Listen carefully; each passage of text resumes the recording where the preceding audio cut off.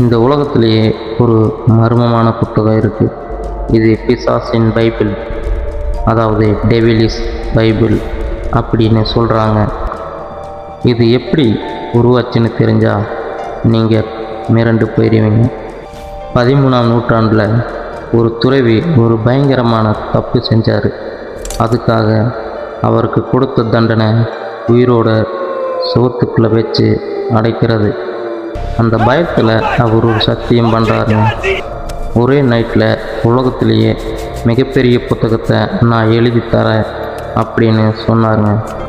விடிய விடிய எழுத முயற்சி செஞ்சார். ஆனால் அவரால் முடியலைங்க. கடைசியாக தன்னோட உயிரை காப்பாற்றிக்க அந்த துறவி சாத்தானை உதவிக்கு கூப்பிட்டாங்க. மறுநாள் காலையில் பார்த்தா 310 பக்கங்கள், 75 கிலோ எடை கொண்ட அந்த புத்தகம் முழுமையாக எழுதி இருந்துச்சுங்க. அதில் ஒரு பக்கத்தில் பெரிய பிசாசோட உருவம் வரையப்பட்டிருக்குங்க. அதனால் இதுக்கு பேர் கோடிஸ் கைஸ் அப்படின்னு வச்சாங்க. இன்றைக்கி அந்த புத்தகம் ஸ்வீடன் நாட்டில் பாதுகாப்பாக இருக்குது.